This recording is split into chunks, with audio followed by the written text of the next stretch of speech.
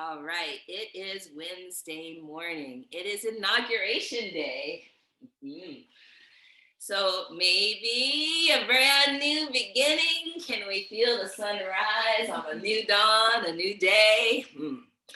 So I know that this doesn't make everything better, but it certainly feels like a step forward in the right direction. It certainly gives folks like myself, and I know many of you watching, the sensation of hope that there is change, that we aren't going so far backwards, that this Trump presidency perhaps was very, very necessary for us to wake up to the deep injustices and to do so in such a fucking blatant way that we couldn't ignore it. So the gift from this has always seemed to be that so many more of us are awake to the injustices that people of color have felt for a really long time, ever since they've been in this country.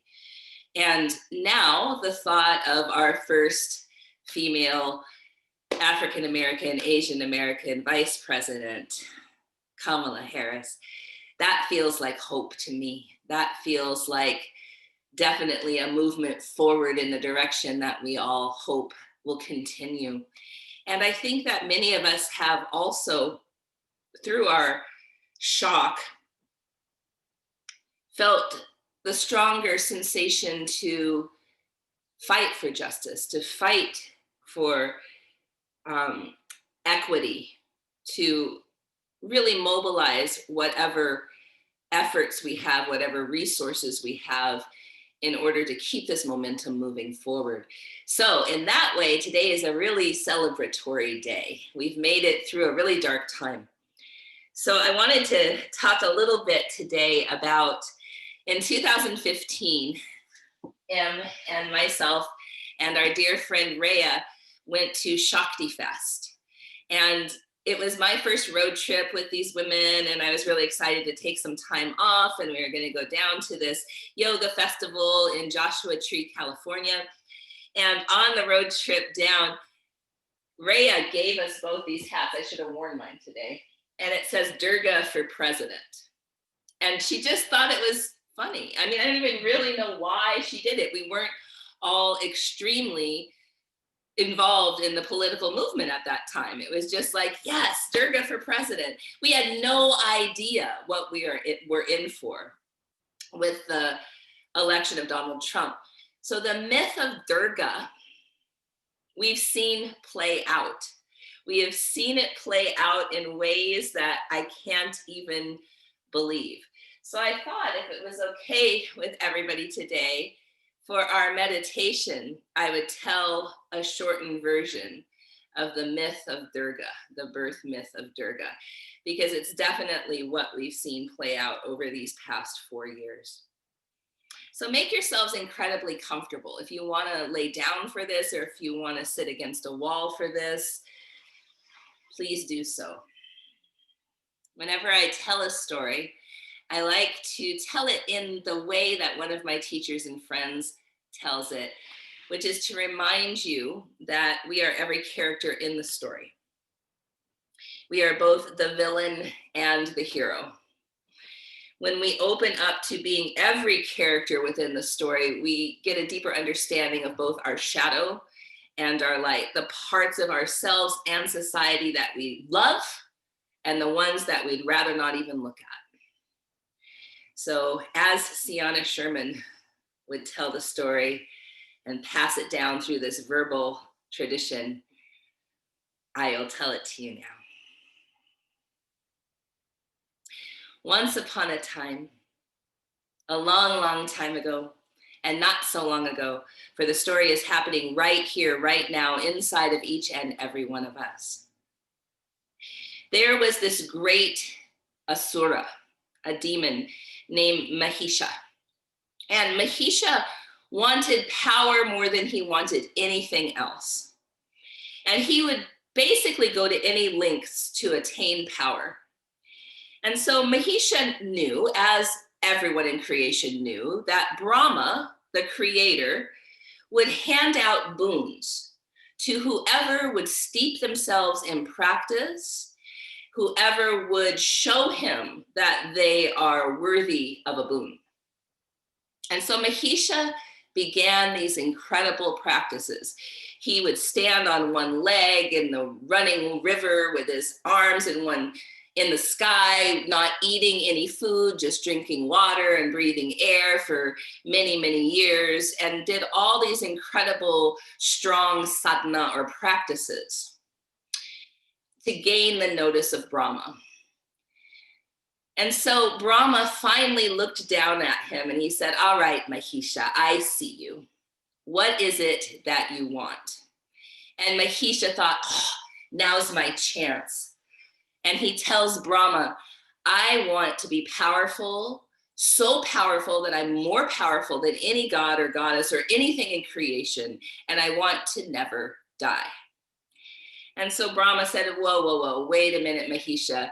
Everything in nature eventually dies. That's just the law. That's just the way of things. So you too must pick at least one way in which you will perish, in which you will die. And Mahisha says, oh, that's so easy. Let it be at the hands of a woman, because women are meek and mild creatures, and what woman could ever destroy me? And so we all know that's not the case, but he just doesn't get it. So Brahma says, all right, Mahisha, you're granted this boon. You're granted all this power and immortality unless you die at the hands of a woman. So he thinks he's done it. He's immortal. His power is greater than anything else in creation, and everyone must bow to him. So immediately he gets power hungry. Immediately he uses his forces to have power over everything. And he's doing this for his own grandeur. He's doing this for his own ego. He's doing this for his hunger, this incessant need for power. And so it said that all the gods and goddesses are witnessing this incredibly destructive rise of power, this incredibly oppressive force. And they feel disgusted and in despair and so angry and so tired and so over it that they are just moping around the villages, and they don't know what to do, and they know something must be done. And so they gather together in this great circle. And in this circle of wisdom, in this circle of community, in this circle of commitment to something different than what they're seeing, in this commitment to true power, Shiva, the destroyer, is there. Vishnu, the creator or the sustainer of life, is there. And Brahma, the creator, so the sacred trinity in this story, are there. And everyone comes together and they just let all their emotions out. They talk about what they've seen and how upset they are and how over it they are and how disgusted they are and how much cruelty has been placed in the world. And they start to channel all the energy of the emotions they're feeling. Because at every emotion at its core is pure Shakti, it's pure energy. So as they come together and as they talk and as they weep and as they rage and as they emote and express, all this Shakti starts to rise. All this energy of the collective starts to rise. And Brahma and Vishnu and Shiva start to channel all of that energy that's rising, rising, rising up through their bodies. And they're in such deep practices that they channel all this energy up, and it comes blazing out of their third eye as this incredible light, a light that no one can even fully open their eyes to, and a light so brilliant and so powerful, and it shoots into the center of the circle. And so they keep in their practice of harnessing this energy, of harnessing the energy of rage and disgust and despair. And out of that incredible blazing light arises Durga, the goddess of compassion, fierce compassion and justice. And so as she begins to rise and form in the center of the circle, she has 10 arms. and her arms come all out around her. And it's said that even the Trinity themselves must close their eyes together so that they can't fully take in her light because it's so blinding. And so she is created out of the despair and the rage and the outrage of community. And then each member of the community, each god or goddess, offers her a tool in one of her arms in order to, it's a tool, something that they use, a tool to defeat the powers of evil, to defeat the powers of oppression. And she's offered many tools, and I won't get into that this morning for the sake of time, but I do want to talk about one tool that she's offered, which is a trident. And it's very important to this story. And that's offered from Shiva, the destroyer himself. And the trident, as you know, has 3 prongs. And so these 3 prongs represent the gunas in yoga philosophy. And the gunas are rajas, tamas, and sattva. Rajas is that energy that is angry, the energy that is active, the energy that rushes in and tries to make change. The shadow of that can be to rush in before we have full understanding of what's even needed, and we create more harm than good. Yeah. Tamas is lethargy, apathy. It's heavy. It's, I don't know what to do, so I'm not going to do anything at all. I'm going to give up. I'm going to go back to bed. I'm going to pull the covers over my head. But tamas also is a grounding force. So just like everything in nature, they're neither good nor bad. Tamas grounds rajas. So without the two coming together, rajas can burn out of control. Rajas can be this energy where you tear everything down and you don't have any plan to rebuild. Tamas grounds that. Rajas helps Tamas get up off the couch and do something and become active and to figure out their place in the world and how they can make a change. Sattva is said to be the energy of balance, of pure harmony. There's also a shadow in our spiritual community that goes along with sattva. It's not true sattva, but the shadow of it is spiritual bypassing. The shadow is, I'm just going to sit here and pray and live my own life and not be bothered with any of this, and it'll all work itself out. So when we harness the gunas, when we harness that energy that's in all of creation, which can be stable and steady, tamas, active, rajas, creating change, rajas, and then sattva, the energy of pure truth and awareness. When we harness all 3, our practices really open up to us and we can be in right alignment with whatever we are doing in the world, whatever that work might be. So Durga is formed. She's offered all these tools, and the gods and goddesses think, oh, Mahesha's in for it now. He's done. She's going to go kill him right away. But that's not what she does. Durga goes off. Well, first she lets out a mighty roar, a roar that shakes the entire land. And then she goes into a cave and steeps herself in her practices. Now she steeps herself in the same kind of sadhana, the same kind of really strong yogic practices that Mahesha did, but the difference is she is channeling this energy not for her own glory, her own gain, power over, but power in alignment with all. Power in alignment with, it's not power under, it's not power over, it's not oppression, it's not victim, it's power in alignment with truth, fierce compassion, and justice. So Mahesha hears this rumbling, he hears this roar, and he thinks, who dares come into my kingdom and not bow down to me? I must go find this one. And so he goes off and he finds Durga, and he goes in there to wage war with her. But then when he sees her, everything changes. He gets this incredible desire and he wants to possess her and have her. She's so beautiful.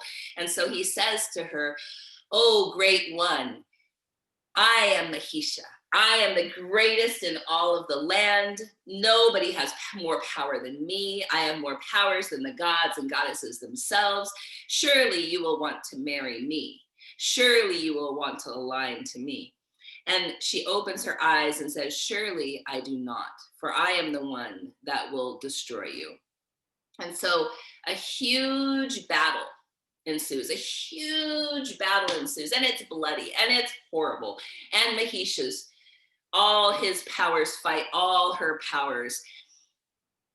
But in the end, Durga captures Mahisha. And he continues to shapeshift. Every time she thinks she has him and she's about to slay him, he will shapeshift into another form. So he shapeshifts into a bull, he shapeshifts into a great warrior, he shapeshifts into a lion, goes to battle with her lion. He continues to shapeshift.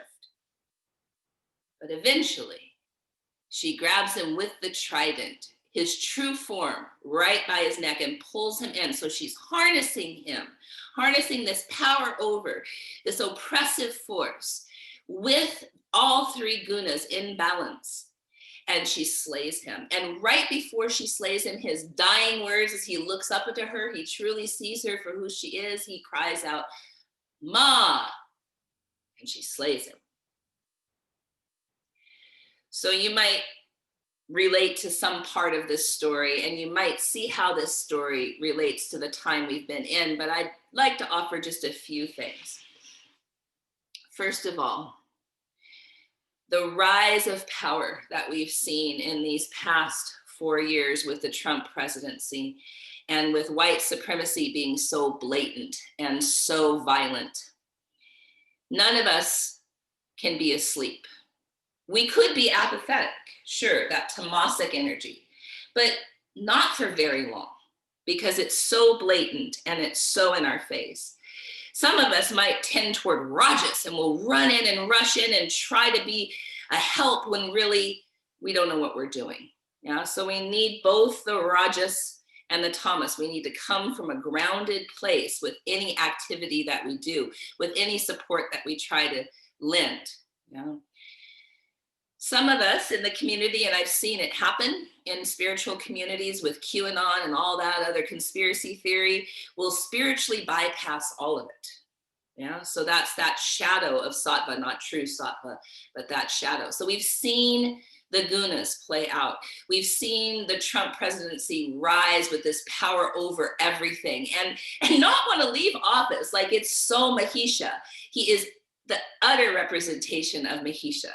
Everything he does is for his own glory, his own gain, his own power, and power over everybody else. So Durga and the powers of Durga, she's born out of community coming together.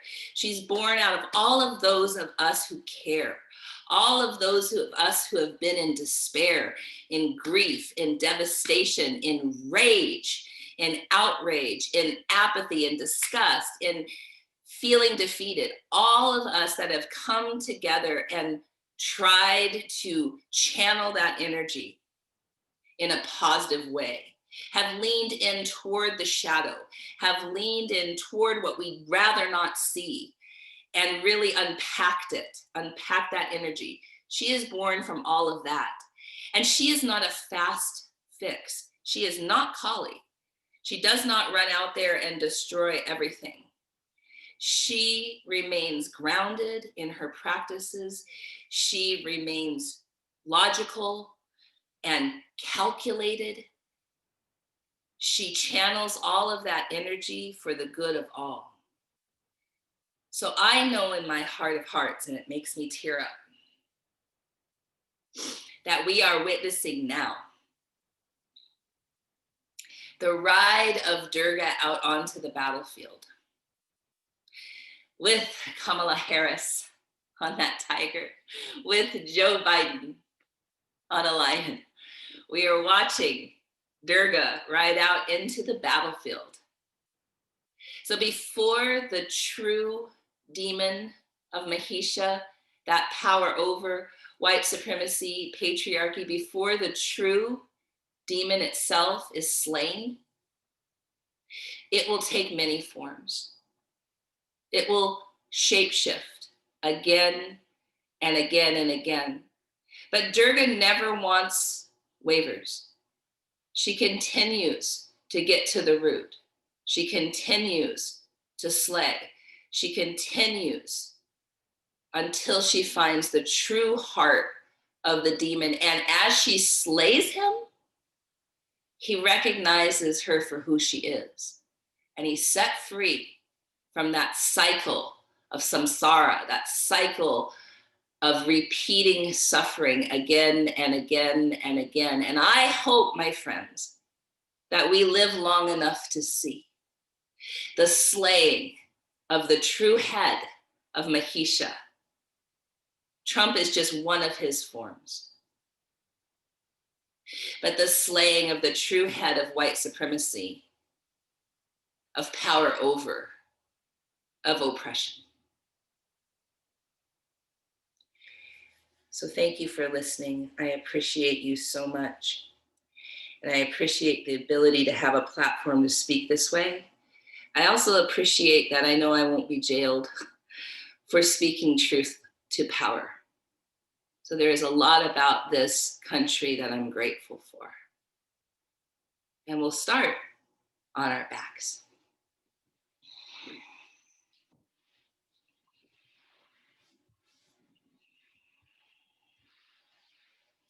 Drawing our knees into our chest, doing a few knee circles one direction, and a few knee circles the other.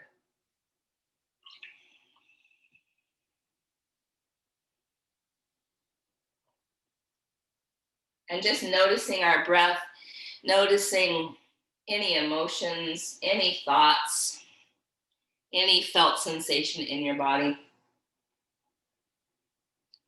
And then happy baby pose, happy baby pose. So you could grab your feet, you could grab your ankles, you could even grab behind the knees. You might rock side to side, and just feel into the body. Notice your breath.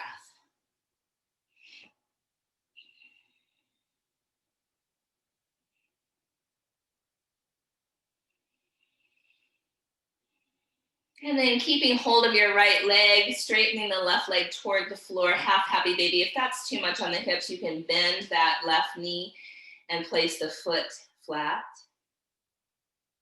And just noticing this hip opener at the beginning of practice and how that might feel, how that might land.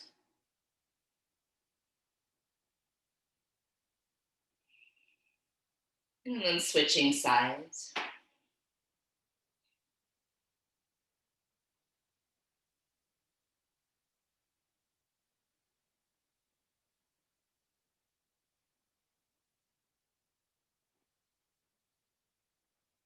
And then coming back to happy baby, the full pose. And M, you can always not do this with your belly to see what works. We're going to do a little bit of core, nothing too dramatic. You might keep your legs exactly as they are and interlace the hands behind your head. And then inhale here, exhale, elbows and knees toward each other. Yeah, great. And then lengthen out on the inhale and exhale toward each other. And as long as that feels okay, that should be safe for you. Inhale, lengthen out, exhale toward each other. Inhale, lengthen out, exhale toward each other. 3 more. Inhale, lengthen out, exhale toward each other. Inhale, lengthen out, exhale toward each other. Inhale, lengthen out, exhale toward each other, pause. And then release and place your feet down. We'll come to bridge pose next. So grab the edges of your mat if you have one. Set your feet at hip distance. Push into the feet, lift the hips, and see if you can just hold the edges of your mat. So a little bit wider here. Some folks can easily interlace their fingers behind their back. If that's true for you, feel free to do it. Otherwise, holding onto the edges of the mat can feel supportive. Yeah, we'll stay 5 more breaths here. Just noticing that feeling of steadiness, that feeling of being in alignment with your true power, like Durga. Durga, sort of like Athena in Greek mythology, she's very calculated. And so come on down out of your bridge and up and over onto hands and knees. As you come over onto hands and knees, we'll inhale to cow, exhale to cat, and then stay for an inhale in cat and exhale back to cow. And we'll do that several more times. So I mentioned Kali earlier, and Kali is the Hindu deity that just destroys everything in her path. She's known in one story to even destroy her beloved. Yeah. Now, Kali is born of Durga, so she's a side of Durga. So it's not that Durga won't use that power to completely level and destroy, but she's very calculated how to use it. Yeah. So I know for me, I strive to be more like Durga. I can tend to be more like Kali, just destroy it all and pick up the pieces afterwards.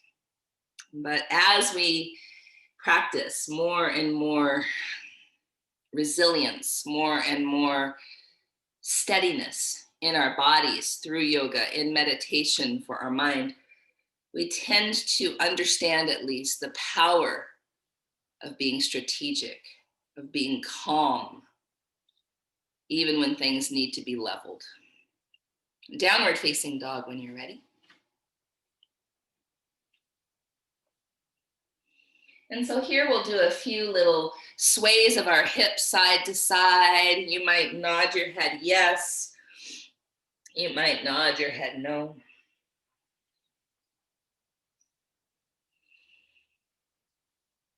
Right leg lifts. Draw that foot all the way forward toward your nose. It might be more like your belly. And then step the foot between the hands. You can kind of scoot it up there if it doesn't go there naturally. Bend your knee, lift your heart. Inhale here. Exhale, straighten the front leg. Stay for a big inhale here into the back. And then bend the knee. And then make your way toward the long edge of the mat for Skandasana. So we'll flow side to side, and you can go down low or you can stay up high. Either way, just notice what feels useful to your body right now. You can move at a slower pace or a quicker pace. Just be in your body.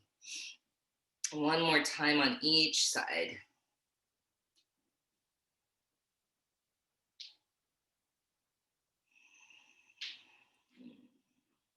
And then we'll spin ourselves to face the back of the mat, framing that left foot. Dip the hips, lift the heart, breathe in. Straighten the leg, breathe out. Stay for a big inhale here. And then bend that knee. And then plank pose, where your knees could be down. Yeah, just notice what feels true. If you were to think about Durga and all that power that she harnesses in a really steady way, would it be sustainable to keep your knees up?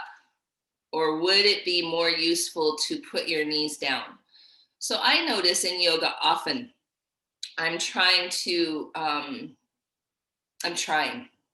is the key word there. I'm trying. And so I burn out some of my energy at the beginning instead of that more slow, sustainable energy. And so again, this is Rajas. This is that fire that can burn everything down. We're looking for a slow, steady, eternal flame. That's the image of Durga. This steady, eternal flame. That's hearth warming, not house fire. Come onto your right side for side plank. Right knee could be down.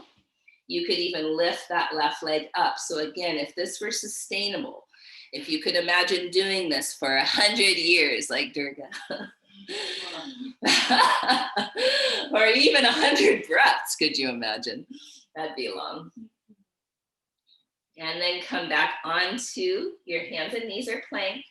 And then the left side, left hand, left knee perhaps, You lift the top leg. Just notice what feels sustainable, what feels nourishing. I do want you to feel heat, but in a very true way, very steady way.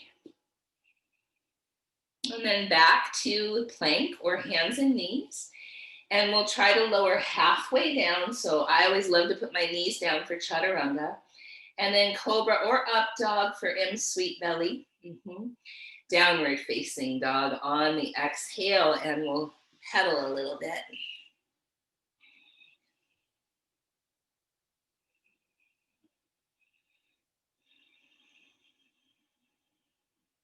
Now that this big battle has been won, this big battle, we have to have that sustainable energy because we have so much work to do. Right leg lifts, bend the knee and spin the hip open. 3 hip circles one direction. And 3 the other direction.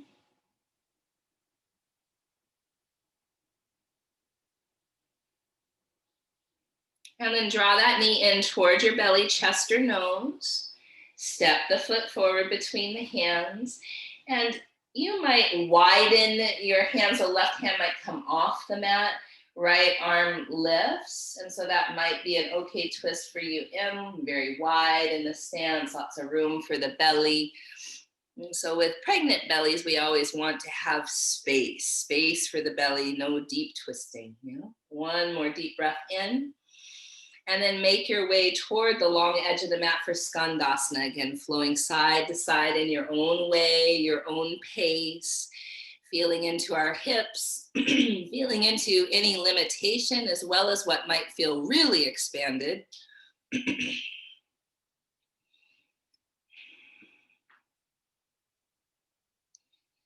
then the next time you're to the front of your mat, turn that way, frame the left foot.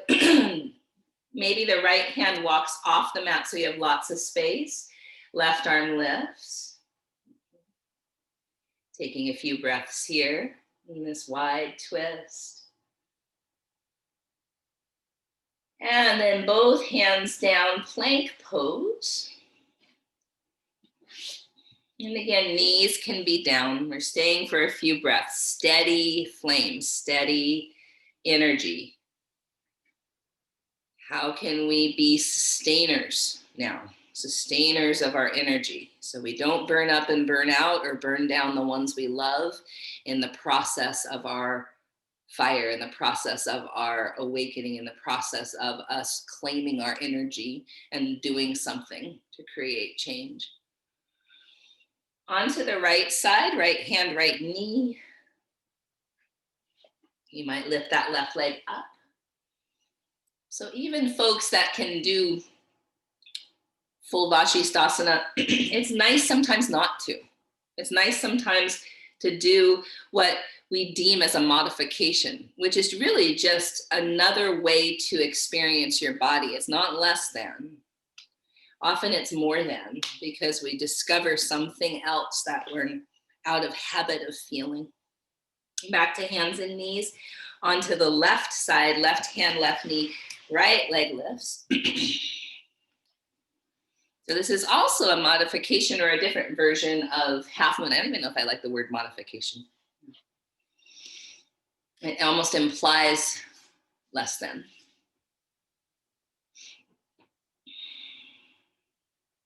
Back to hands and knees. Shift forward. Lower halfway down, chaturanga. Cobra or up dog, inhale. And back to downward facing dog on your exhale for a few breaths.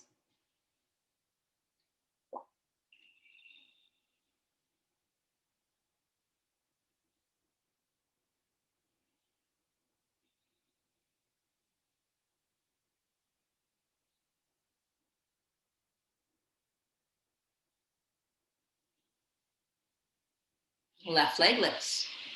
Draw the knee in toward your belly, chest, or nose. Step the foot forward. This time, place your right knee to the ground. Come up low lunge. You might have your hands on your thigh. And then tuck your tail under a little.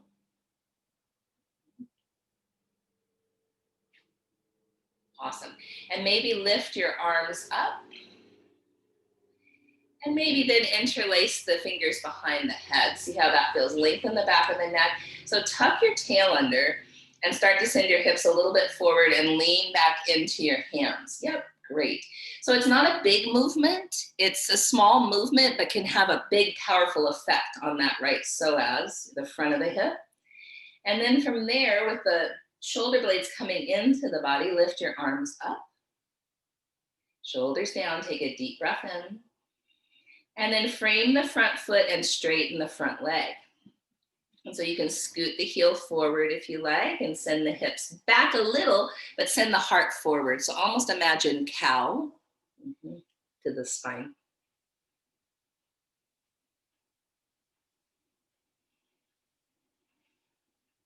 And then bend that front knee, lift the back knee up.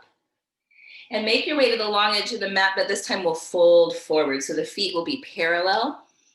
You can take a few breaths there. Just notice. How does that feel?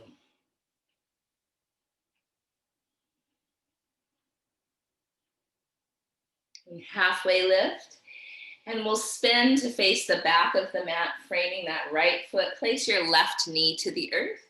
Low lunge. So as you come up, you might place your hands on the right thigh at first. Tuck the tail under. Take a moment maybe to take the outer right hip down a smidge. Interlace the fingers behind your head. Lengthen your neck. As you tuck the tail, send the hips forward just a little, and then lean back into your hands and see if you can, yes, feel the heart lift up. From that space, you might lift the arms up and the shoulders down. And again, it might look small, but it has big impact. And that's another thing about sustainable actions. Sometimes what we're doing to create change might look small or feel small to us, but it's creating sustainable change. It has big impact, big impact. And then we'll frame that front foot, straighten the front leg, and send the heart forward a little bit. So we're thinking almost of a cow shape to the back.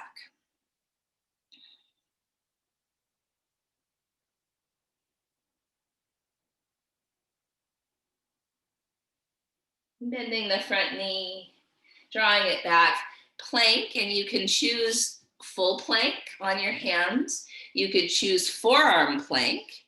You could have knees down in either version. And you might notice if you're hyperextending the elbows. Yeah, a little softness to the elbows. And shoulders away from the ears.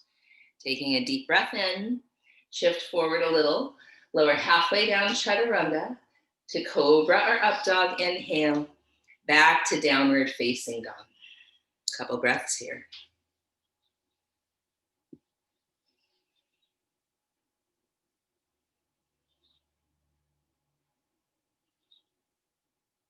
Your left leg lifts, bend the knee and spin the hip open, and do a few hip circles one direction, and a few hip circles the other.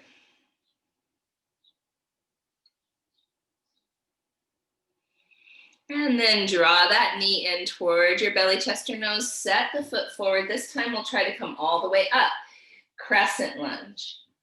So here, we don't want so long of a stance that we feel unstable. We'll keep our stance the best we can at like wide enough and short enough where we can be here for a while.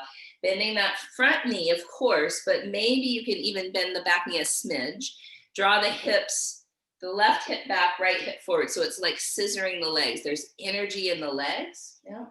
There might be a tiny tuck to the tail, and then we'll lift the heart and we'll lift the arms, interlace the fingers behind the head here, lean back into your arms the best you can, allow the shoulder blades to come into the body, the heart to lift, but with that strong action in the legs. Yeah? So the strong stability as we open up, the strong root as we open up. And then arms reach up, big inhale. Warrior two on the exhale. Straighten the left leg, triangle pose. So here in triangle, again, a sustainable triangle. So you might touch your shin, but you might also be touching above the knee, and that would be fine. And taking a moment to really feel into your feet. So we'll root down the pinky toe edge side of the back foot, the ball of the front foot, and taking a few moments to notice what's happening. What's your connection to your center here, to your core? What's your connection to the earth? What does sustainable energy feel like for the long haul?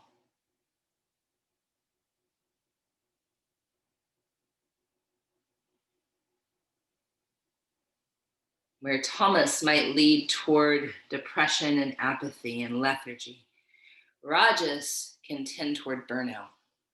So without the balance of the two, there's no achieving sattva. There's no achieving this state where you feel in alignment, where you feel like things are in flow, when you feel like you're exactly where you should be at the right time, that you show up in the right way, in alignment with your truth. Warrior two.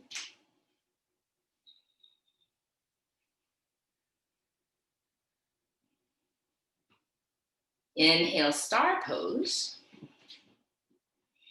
Bend your knees, goddess.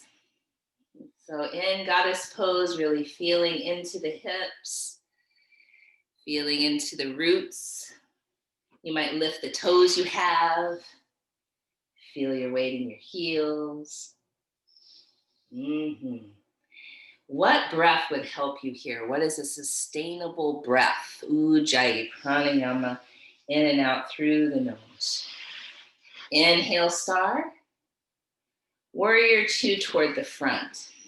So again, we're feeling that alignment, heel to heel, nice.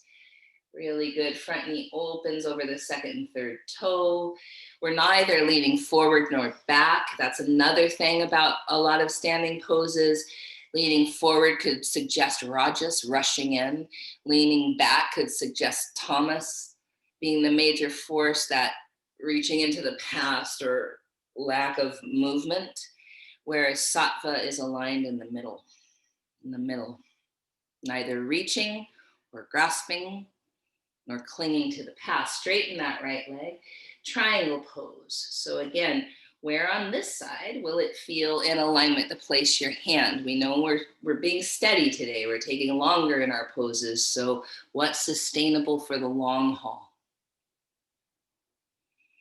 And notice how, for me anyway, I think holding poses longer, it can be very settling to the nervous system, but it's definitely not easier. In many ways, it's harder. We have to confront our emotions as they rise, whether that's impatience or agitation. So it's often a deeper practice to slow down. Coming back to warrior two, we'll pivot the back toes, crescent lunge. So take your time, feel your feet, always building poses from the ground up, from the root up, scissoring the legs back to front a little bit, almost a tuck to the tail, noticing the position of the feet. Does your stance need to be shorter or wider to be supportive? And then interlacing the fingers behind your head, lengthening the neck and beginning to lean back into your hands. So the heart goes up into almost a back bend, yeah? And then the arms reach up. And we're opening that heart from a grounded, stable place. How many of us are not stable and grounded in our own path, in ourselves, in our own views before we try to overgive and open and open and open? It's not sustainable. Frame the front foot, plank pose. So again, that could be forearm plank.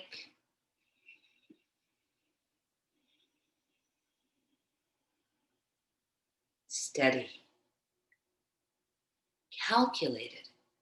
Such a word, like that word. I'm such a word nerd. And that word, I'm not sure how I feel about calculated. I know it's nothing that I've felt very akin to. calculated. It almost seems like it's deviant somehow to me, but calculated is measured. It's taking time. Yeah. So interesting.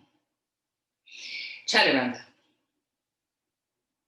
Cobra or up dog. Downward facing dog. Breathe.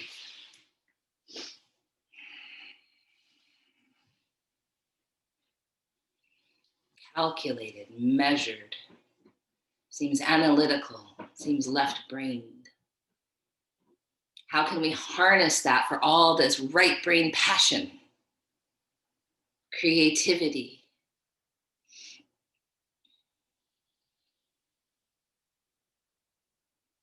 All right, my dears, walk or hop to the top of the mat. Inhale, halfway lift. Exhale, forward fold. In your forward fold, your feet could be wider.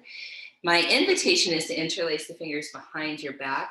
So for me, I can do that. And if I squeeze my shoulder blades together and have a good bend to my elbows, my hands don't even really come off my low back. Some of you, they certainly will. And you look good if you can do that however you want. Your elbows are great. Head hanging. So do your knees have to bend? Can your legs be straight? What's sustainable here to support your form? You know? Wider stance for me with the belly is always good so I can breathe.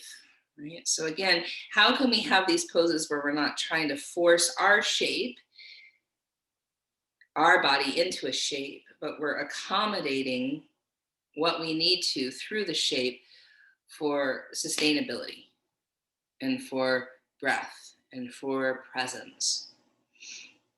Release and rise all the way up.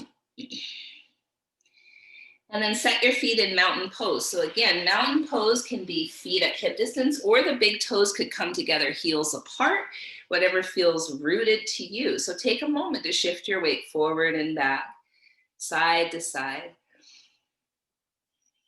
So it's really important for us right now to feel rooted and grounded in our stance, what we stand for, what we will not stand for, how we can have sustainable energy moving forward.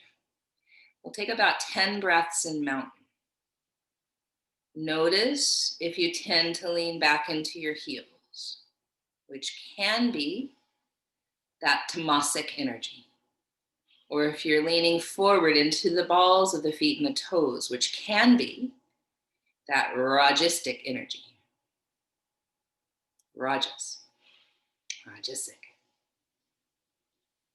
Could you center the weight sattva in alignment with the earth, all the creatures of the earth, all of nature.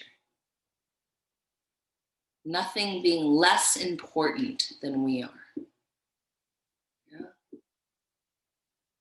All of creation being equally important. No power over, no domination. We're also not less important, power under, shame, guilt, victimhood. Power in alignment with truth, with justice, with fierce compassion. Inhale, reach your arms up. Exhale, fold forward over your legs. Inhale, halfway lift. Exhale, chaturanga. So maybe you step back, lower your knees, whatever feels sustainable for you. Inhale, cobra or up dog. Exhale, downward facing dog. We'll take 5 breaths here. Again, slow, steady, Surya Namaskara A, slow and steady. No place to rush to, no place to get to, but deep, committed, sustainable presence through this incredible process. This incredible time of great turning. Being alive at such a potent time in history, her story. The changes we create now can be sustained by many generations in the future. Oh, I'm getting chicken skin. Can we be fully present for it? Oof. It's a powerful time, my friends. Powerful time. A tragic and powerful time.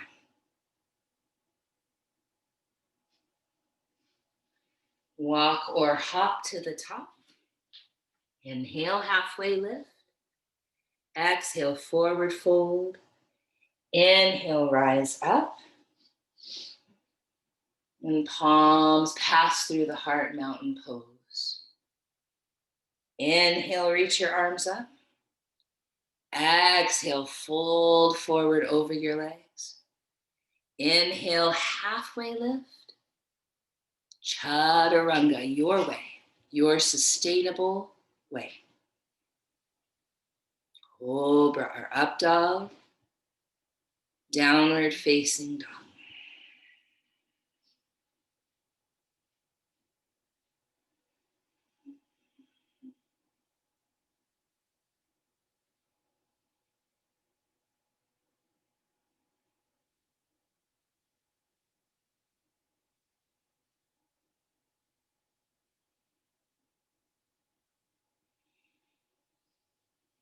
Walk or hop to the top. Inhale, halfway lift. Exhale, forward fold. Rise up. Mountain pose. Inhale, arms up. Exhale, forward fold. Inhale, look forward, lengthen your spine. Chaturanga your way, whatever that looks like. Cobra or up dog, inhale. Downward facing dog. Balance of life. Balance of life. I feel so blessed because Em lives with us and she's having a baby in April, right? So new life coming into our house. And I'm going to be a grandmother in just a few weeks. 3 weeks, I will have my first granddaughter, first grandbaby. So all this life coming in the midst of a year of death. So it's so powerful to really witness and feel how life goes on, how life wants to exist. Life wants to be sustainable. Life wants to celebrate. There's always hope, even in the deepest darkness. So I know we're all craving that hope, that sensation of light. Let's remember it's always there. It's always presenting itself to us. Walk or hop to the top. Halfway lift, inhale. Forward fold, exhale. Rise all the way up, inhale. Mountain pose. Inhale, reach the arms up. Exhale, forward fold. Inhale, lengthen the spine. Exhale, chaturanga your way, your way. Cobra or up dog, big breath in. Down dog, 5 breaths, 5 breaths.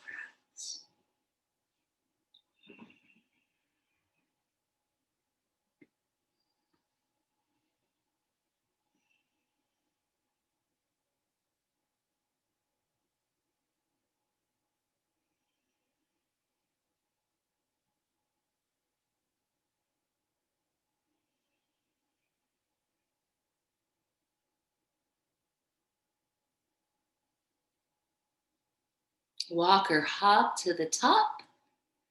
Halfway lift on the inhale. Forward fold on the exhale. Rise up. And take a few moments in mountain pose. Set your feet in a sustainable way. Notice if you're leaning forward. Notice if you're leaning back. Notice if you're leaning to the right, your more masculine side. Notice if you're leaning to the left, your more feminine side. Notice all of these things.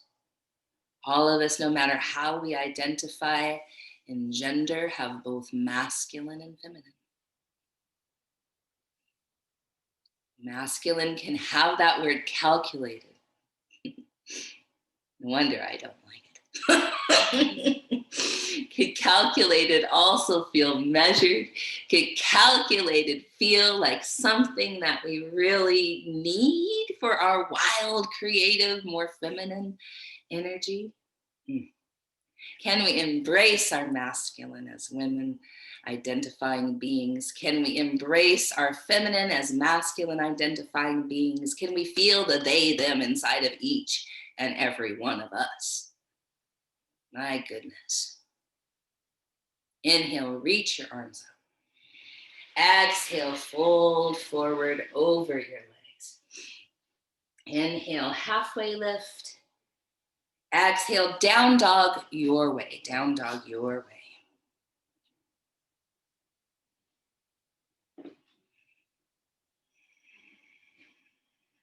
Right leg goes high, breathe in. Step the foot forward for warrior two. Inhale, straighten the right leg. Triangle pose. Now, my invitation this time is to feel that, again, connection to earth, connection to core, and perhaps bring your right hand to your own heart. So we're taking away the ability to lean on anything, right? We're taking the ability, we have to feel our own feet. We have to feel our own core, our own center, you know? It's a powerful, powerful pose. Triangle here in this manner, we have to really be attuned to our center, our core, our values, and our place, just our place, right? Our unique place in the world. When we feel strong and grounded in that, we can connect fully to everybody else who is grounded in themselves. My invitation is half moon, not touching anything. So it might be very high, yeah? You might lift your leg just like that. You could stay like that, right? Or you could start to come more toward 90 degrees, but not too far, where it's unsustainable. Again, we're trying to stay upright, see what we can sustain. If you do have your hand on something, great, but you might also come way almost out of the pose where that left foot is down. Exactly, Em. So like that, yeah? That's still a great half moon. Yeah, it's very stabilizing for the SI joints, very strong. Couple more breaths here, couple more breaths. Landing back, warrior two. Nice. Inhale, star. Exhale, goddess. And so we'll stay here for about 5 breaths. Hands could be at the thighs, whatever allows you to feel settled and it feels sustainable for your energy, for your commitment to remain present in all of these processes, death, rebirth, the journey of life, all of its complexities, and all of its many gifts and blessings. Inhale, star. Warrior two toward the back. Straighten that left leg. Triangle. And we'll try to place the left hand to the heart. So that bottom hand to the heart. We've got to feel our feet, feel our place, feel our core. In what do I want to say? Intrinsic, is that a word? Intrinsic, thank you. Intrinsic value, core value, inherent value.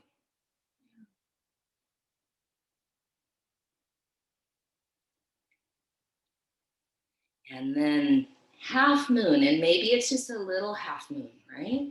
So again, it doesn't have to look a certain way. I want you to feel like you could be sustainable here. Like you could stay and through the wobbles, right? So we've been raised in this culture where we're performative, right? It's supposed to look a certain way. We try to force ourselves to be in a certain way. What if we thought of these things as more like, what is sustainable to my energy so I could settle here? I could settle here and breathe here. Super strengthening. I could put up with the wobbles, right? Not looking for perfection, not looking for performance, but just something stable. So when the wobbles come, I can breathe, I can hold it, I can feel my connection to my core values, my intrinsic value. Warrior two. Inhale to exalted warrior. And then down dog your way, down dog your way.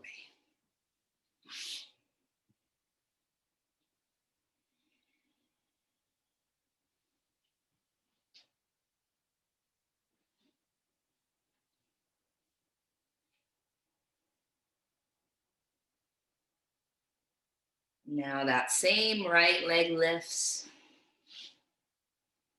Step the foot forward. Warrior two.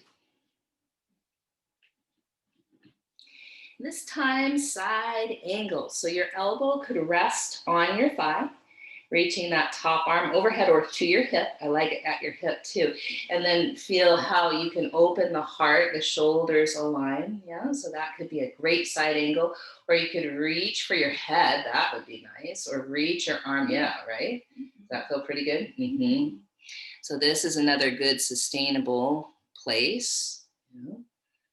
Or you could reach that arm alongside your ear. You could even take the bottom hand toward the inner arch of the foot or the outer arch of the foot, whatever feels useful. Bending that knee over the ankle, not further than. Yeah, that's great. What's sustainable again?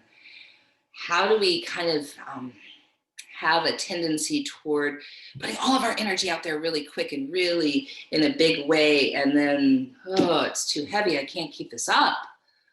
Or do you tend to think, oh, I can't do that, that's too much for me? And then maybe if that's true for you, you bend your knee a tiny bit more and you see how strong you really are, you see how much energy you really have. And this is just a curiosity. What do we tend toward? I know I tend toward Thomas, but I have also a lot of Rajas energy, a lot of burn it down. Few times that I've ever felt Sattva, just the few. You know that your life is in flow. Things happen like this house.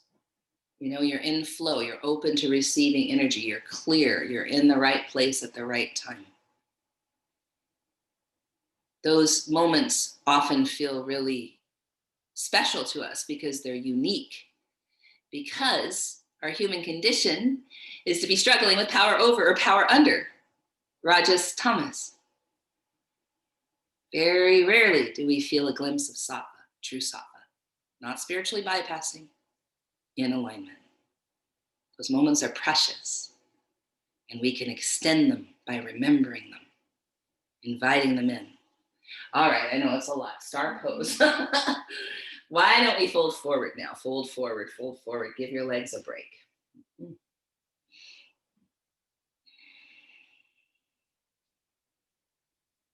You might even sigh through the mouth. Mm-hmm. Mm-hmm. So taking just as long in this pose, which could feel like rest for some of us. It might be a struggle for others with hamstrings. So I don't want to think I know your situation. If this is more of a struggling pose and less restful, you might have your hands on blocks or a couch, or do something that feels a little bit more restful. We'll take 5 more breaths here.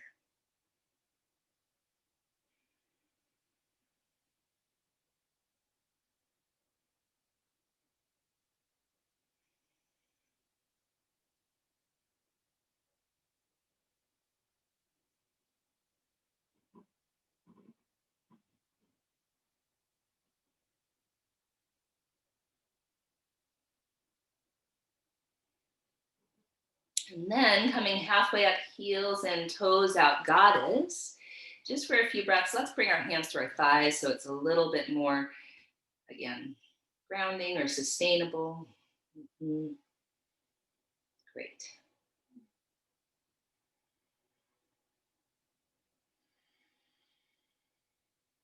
Durga energy, that almost reserved energy. That blend of Shiva and Shakti, blend of total creative energy, Shakti, which tends to be referred to as feminine, the measured, calculated, logical energy, which almost can seem detached of Shiva, of the masculine.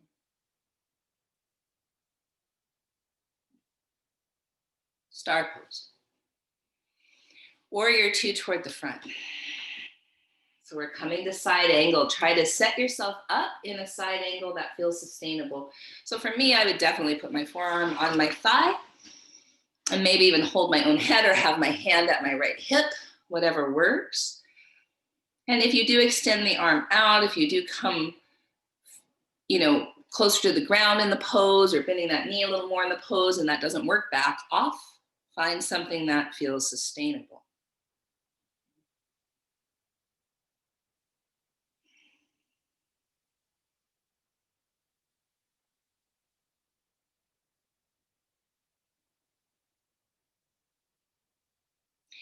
That rise of the feminine energy, that rise of not just the polite female loving mother energy, but that wild primordial energy that both destroys and creates, but in a measured, calculated, sustainable way, so that real, honest, lasting change can happen.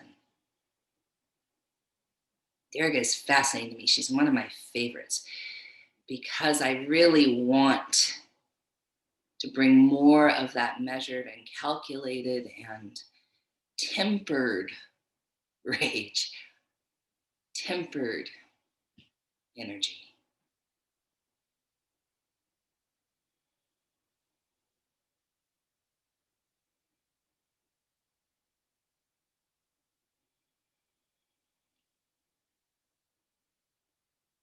Warrior two. Inhale, exalted warrior. Down dog, your way. Down dog, your way.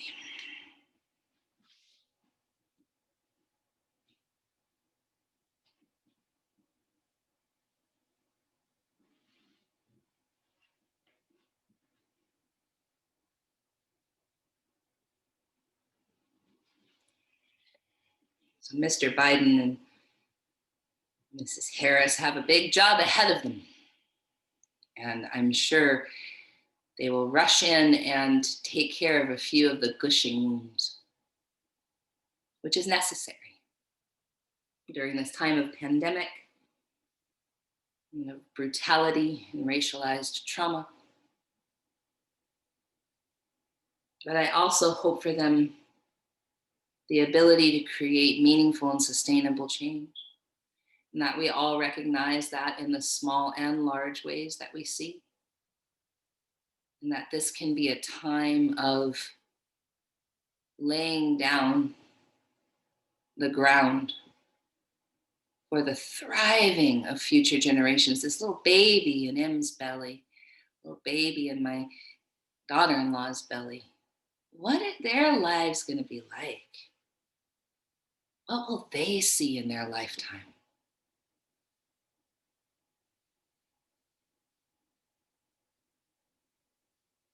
How can we keep our energy going for that? Yes, we need to destroy the systems of oppression. What are we building? What are we sustaining? And how can we resource ourselves enough to have all that energy it takes to create sustainable change and to support the leaders who really are creating sustainable change? Next pose is squat. Next pose is squat.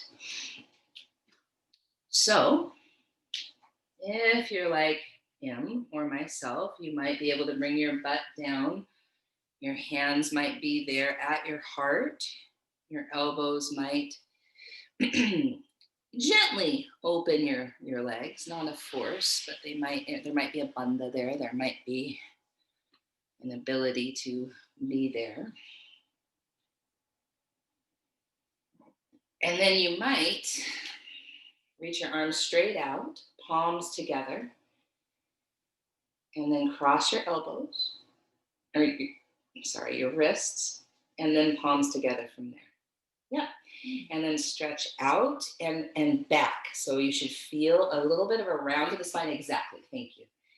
And breathe into your back, upper back space. And notice how, again, we have to have quite a bit of grounding, an ability to be present in our feet and our hips in this squat in order to reach forward, lean back, and stretch open the back of the heart where some say unresolved grief lies. So if you were to have your iRobot start in the middle of class, you might turn it off if you know how. There we go. Well, isn't that a wonderful little helper?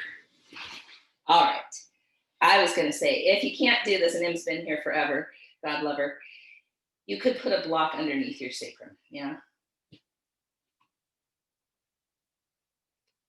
Next pose from here is going to come onto your back again. So you might be able just to kind of sit down. Yep. Lengthen out. Legs draw up, knees draw in, a few of your circles one direction. And a few the other direction. And so we're coming back to where we began with happy baby pose. And you might rock side to side. My invitation now is to notice any difference in your body, any difference in your nervous system or your mind. So we focus today on steady poses, strength in a steady way, heat in a steady way, not a lot of wild opening poses, you know. Sustainable, strong energy, opening in a more, dare I say, calculated way. Keep hold of your right foot, lengthen your left leg on the ground. Half happy baby. Could you not only feel the opening of the right hip, but the left front of the hip, the psoas? And just notice and breathe. What if there was just a tiny bit more space, almost, one that can't be described, but just a tiny bit more space? What if every time you came to your mat, you created just a tiny little, almost imperceptible amount of space? Space between the breath, space without thought,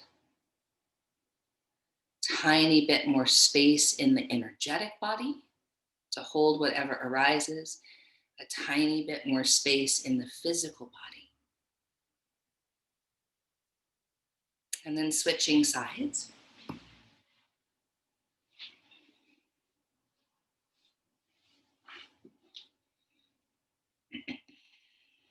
Just a tiny bit of space.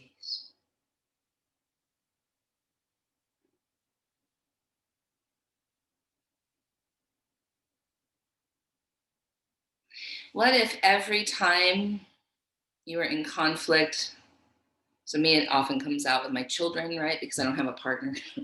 So if there was just a tiny bit of space before response, a tiny, almost imperceptible bit of space for you to breathe. What if it doesn't have to be this big, dramatic, we need space River was saying that to me the other day as he came into the room to yell at me and then said, "Give me my space," as he came into my space. It was really it was so interesting, wasn't it? And back to happy baby. I know. Hormones. Give me my space. Okay. But, to breathe into that without this immediate defense reaction, just a tiny bit more space. How can we take that for ourselves? There's so much around space. We take up too much space, or we don't take up enough space. Trying to create equitable space. What does that look like? What are those tiny, tiny little things, almost imperceptible, but it settled our nervous system? I don't know. What do you think?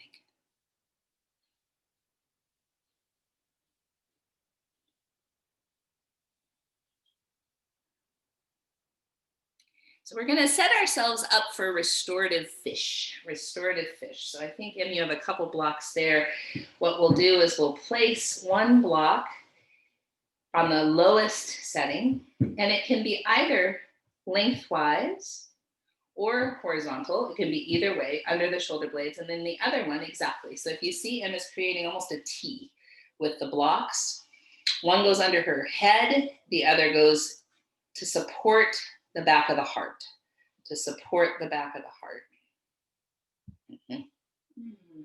Yep, and then we'll walk the feet wide and let the knees come in toward one another. So let me break down my reasoning with this. If you don't have blocks, you could always use pillows or rolled up blankets, but the way she has the blocks set up allows her to focus on opening the heart, the shoulders, letting the shoulders relax and actually be supported by the block without the neck having to worry about anything. We're not trying to bend the neck. So when the neck is long, we can focus our awareness more on the shoulders softening and relaxing. The reason why I have the feet wide and the knees together is twofold. It's really good for the low back and the SI joints. This is a resting position for the SI joints, stabilizing, but also because this is a super vulnerable pose. We don't need to add the legs to it right now. If we're asking the heart energetically to soften the armor around it that we've built up and protected, we can keep the other vulnerable part of ourselves protected.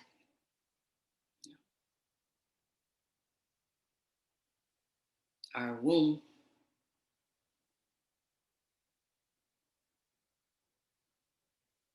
our second chakra, our root chakra, allowing that to have protection, fortifying.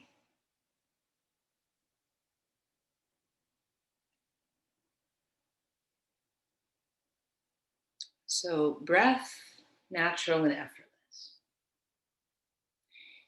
My invitation now is to notice how it feels to have something behind your heart supporting you.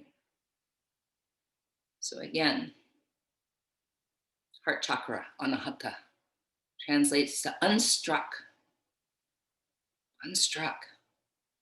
A place unstruck by all of the daily sufferings of our humanness.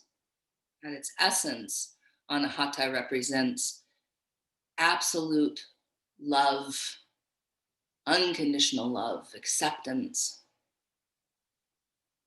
which is really outside of our humanness, and I think quite rare. Love is conditional most of the time.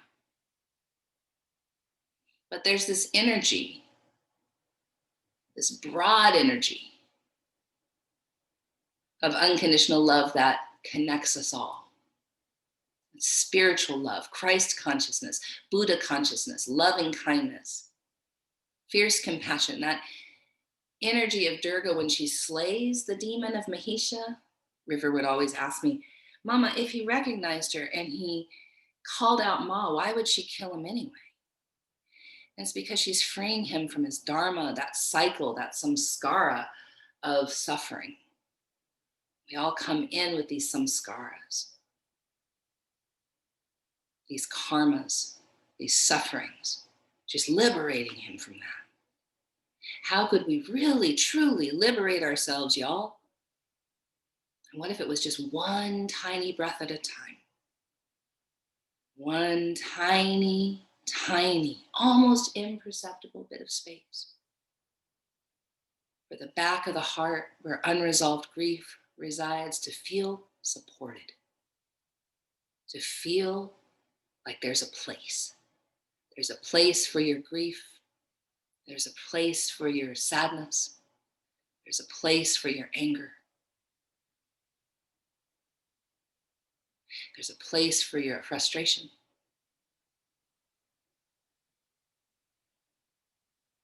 There's a place for your apathy, as well as your empathy, your ability to love and create.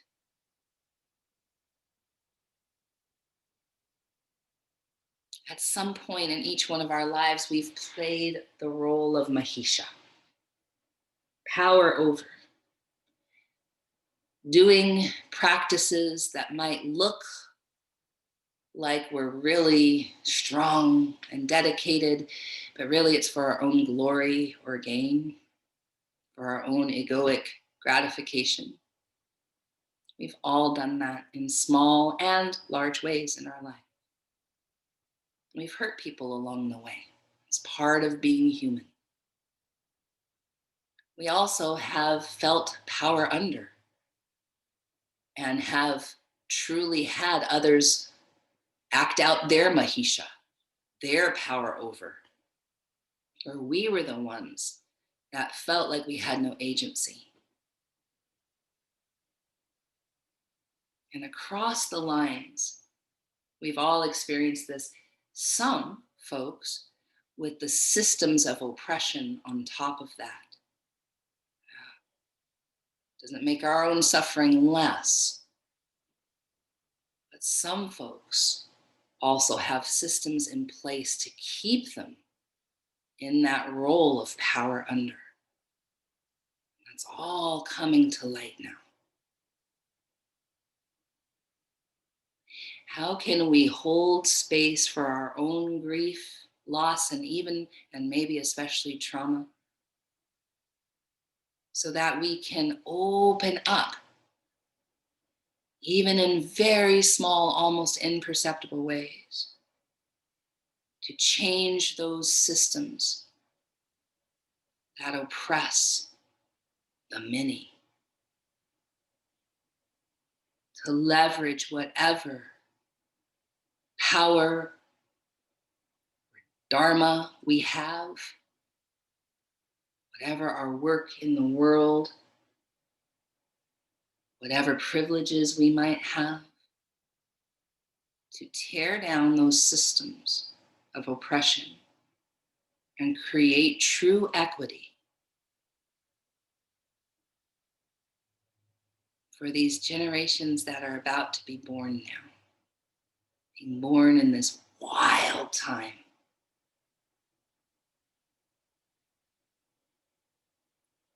What are these little souls' dharma to be born at this time? What kind of change makers will they be? And how can we best support them? We're the transition team. And all our little builders and creators being born.